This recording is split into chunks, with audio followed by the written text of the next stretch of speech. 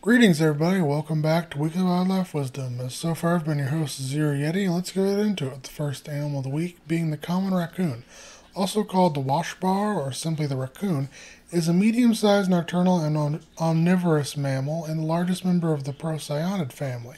Originally endemic to North America, they have since been introduced into mainland Europe and the Caucasus Mountain region as a source of fur and into Japan as released pets.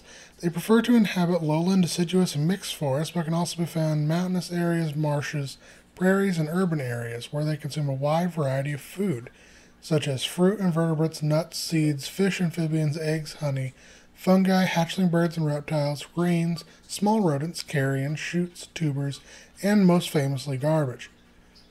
Common raccoons are themselves preyed upon by eagles, owls, cougars, wolves, jaguars, lynxes, bobcats, alligators, coyotes, fishers, and bears. The size of an adult raccoon varies considerably with habitat, with individuals reaching anywhere from 24 to 55 inches in length and 10 to 62 pounds in weight. They sport a short and wide skull with an impressively large brain case compared with that of primates. They have a long, bushy ringed tail, a compact torso, and short legs with large, dexterous paws that they can use to manipulate and carry objects. Their fur can range from white to black and various shades of brown, gray or brown. The most characteristic physical feature of the raccoon is that of an area of black fur around the eyes, which is reminiscent of a bandit's mask and has thus enhanced the animal's reputation for being mischievous. Most of the year, common raccoons live in sex-segregated fission-fusion social groups, except during the kidding season, in which mothers will isolate themselves from other raccoons until their kits are big enough to defend themselves. After a 60 to 65-day pregnancy, a mother will typically give birth to between 2 and 5 kits, which are born blind and deaf. Said kits remain with their mother for 8 to 12 months, and under ideal conditions, a common raccoon may live upwards of 20 years. Next up is the Caribbean hermit crab, also known as the soldier crab, the West Atlantic crab, the tree hermit crab, or the purple pincher. It is a species of land crab native to the West Atlantic Ocean, Gulf of Mexico, and the Caribbean Sea, with particularly abundant populations occurring on the Bahamas, Belize, Florida, Venezuela, the Virgin Islands, Cuba, Hispaniola, and Bermuda. Here they are primarily terrestrial species that inhabits rocky beaches, mangrove swamps, salt marshes, and coastal forests, where they primarily feed upon carrion and vegetation such as rotting wood, algae, leaves, and fruit. They are also known to consume the feces of other animals, such as iguanas and seabirds, as well as to occasionally hunt and eat other invertebrates such as worms, mollusks, and other arthropods. These hermit crabs are themselves preyed upon by various seabirds such as gulls and herons, as well as wild hogs, crocodilians, and even larger crabs. Reaching up to 4 inches in length, all mature Caribbean hermit crabs sport large red to purple claws and soft bodies, with specially adapted hook-shaped tails and strong legs to hang on to the inside of a shell, which they carry around on their back wherever they go, retreating completely into the shell when threatened. These hermit crabs do not produce their own shell and instead utilize the old shells of other animals, particularly marine mollusks such as the West Indian top shell. When a hermit crab grows too big for its shell, it will search for a bigger one and crawl out quickly out of its small shell to a new one. The spawning season occurs around August, during which time the female goes down to the sea to release her fertilized eggs, which will hatch upon contact with seawater. The larval crabs emerge and drift with the sea currents, feeding upon plankton until they fully metamorphosize into their adult forms and then emerge from the ocean on a distant beach. Next up is Przewalski's wild horse, also known as Przewalski's horse, the Taki, the Mongolian wild horse, or the Dzungari horse. It is a rare and endangered species of horse originally native to the steppes of Eurasia. However, competition with livestock, hunting, and the capture of foals for zoological collections, military activities, and a changing climate drove the species to become extinct in the wild by 1969. For the next 30 years, the species only existed in captivity. Thankfully, though, starting in the 1990s, it has been reintroduced into the wild throughout parts of Mongolia, Ukraine, Belarus, China, Russia, Germany, France, Hungary, Kazakhstan, and the Czech Republic. Here they live in herds of between 5 and 15 members, consisting of a dominant stallion, his mares, and their foals, with young and elderly males forming loose bachelor herds. Their diet consists primarily of grasses, flowers, clover, fruit, and the occasional shrub or tree. Przewalski's horses are themselves occasionally preyed upon by both gray and Himalayan wolves. Measuring around 4.5 feet tall at the shoulder, 7 feet in length, and 660 pounds in weight, the Przewalski's horse is noticeably smaller than many of its domesticated relatives, sporting shorter legs, a longer tail, thicker hooves, and overall bulkier frame. The coat is generally dun in color with pagar features varying from dark brown around the mane to pale brown on the flanks and yellowish white on the belly and the muzzle. Additionally, the legs of Przewalski's horse are often faintly striped. Mating typically occurs in the late spring or early summer, with mothers giving birth to a single calf after an 11 to 12 month long pregnancy. Foals begin grazing within a few weeks but are not fully weaned until around 8 to 13 months of age. Under ideal conditions, a Przewalski's horse typically reaches sexual maturity around 2 years of age and may live upwards of 35 years. Next up is the bronze Corydoras, also known as the green Corydoras, the bronze catfish, the light spot Corydoras, or the wavy catfish, is a tropical freshwater fish in the armored catfish family Calliichthyidae and the genus Corydoras. An adaptable species, they can be found throughout both slow and fast-moving waters on the eastern side of the Andes, from Colombia and Trinidad to the Rio de la Plata basin.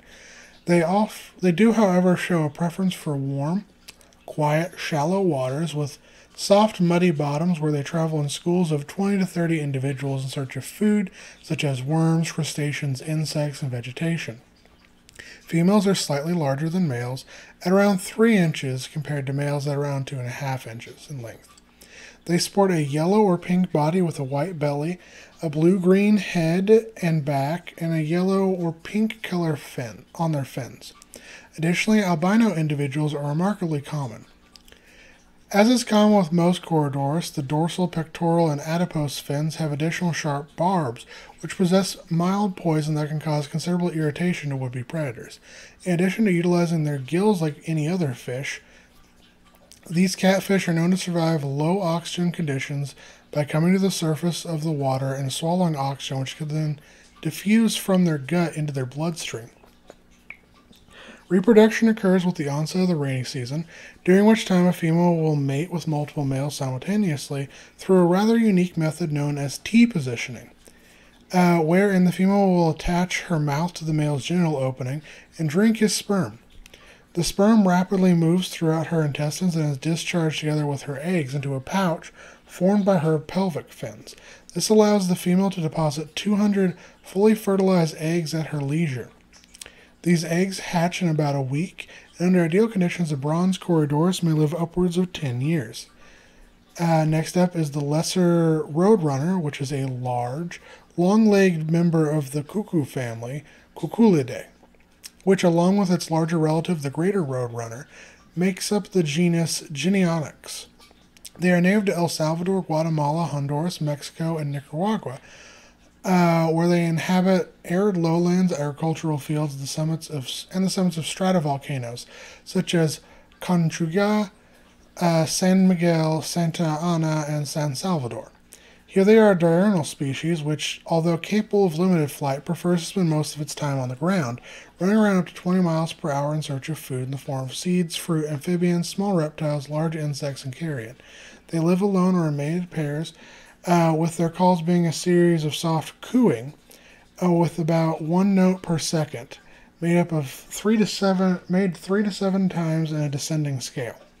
Reaching upwards of 18 inches in length and 7 ounces in weight, the lesser Roadrunner resembles the greater Roadrunner in appearance, but is smaller, with a less streaked throat and chest, brownish on the rump, and on the outer wings they have yellowish undersides. The lesser Roadrunner also has a significantly shorter bill and sport a blue mask of skin around their eyes. Lesser Roadrunners are monogamous and mate for life, with the breeding season occurring from April to August. During this time, they construct a nest in a tree, thorn bush, or prickly pear cactus at about 6 to 8 feet off the ground. Their nests are strong and compact, built in the shape of a cup with sturdy grass stems and twigs. It is here the mother will lay 2 to 4 white eggs. Both males and female roadrunners incubate and raise the chicks, which stay with their parents for about 1 to 2 weeks before setting off on their own. Under ideal conditions, a lesser roadrunner may live up to 8 years. Next up, we have the frilled lizard, also known commonly as the frilled neck lizard, the frilled dragon, or the frilled agama, is a species of lizard in the family Agamidae, and the only member of its genus, Chlamydosaurus. It is endemic to northern Australia and southern New Guinea, where they inhabit a wide range of biomes, including dry forests, rainforests, savannas, and even scrubland, acting primarily as arboreal predators of cicadas, beetles, termites, moths, butterflies, worms, spiders, ants, and the occasional mouse or smaller lizard. Frilled lizards are themselves preyed upon by eagles, owls, snakes, dingoes, quolls, and goannas. Reaching upwards of 2.5 feet in length and 2 pounds in weight, they are rather big for an agamid, with males being slightly larger than females. Coloration varies according to the environment, with lizards found in drier clay-filled areas being a collage of oranges, reds, and browns, and those in forests sporting a mix of browns, greens, and grays. Their back legs are considerably larger than their front legs, and they are capable of bipedal locomotion. By far the most distinct feature of these lizards is the large ruff of skin, which usually lies folded back against their head and neck. This is supported by long spines of cartilage, which are connected to the jaw bones. Excuse me. When the lizard is frightened, it spreads out its frill, displaying bright orange and red scales, during which time it also gapes its mouth, raises its body up, and sometimes holds its tail above its head, creating quite the display for which it uses to discourage both predators and rivals, as well as to attract potential mates. The breeding season occurs during the early wet season from September to October, during which time males aggressively compete with each other for both territory and females. After mating, a female will lay 1 to 2 clutches of 625 eggs sometime from November to February. The eggs hatch after about a 2-3 month incubation period. Under ideal conditions, a frilled lizard may live upwards of 20 years. And our extinct animal of the week is Sinoceratops, which is a genus of Centrosauratops, a dinosaur that lived throughout the Xinjiang Formation in what is today China during the late Cretaceous period, some 76 to 72 million years ago. The Hall-type specimen, consisting of a partial skull, including the brain case, was unearthed in the summer of 2008 within the city of Zhuxing by a geology team from the Peking University led by paleontologist Zhu Jing.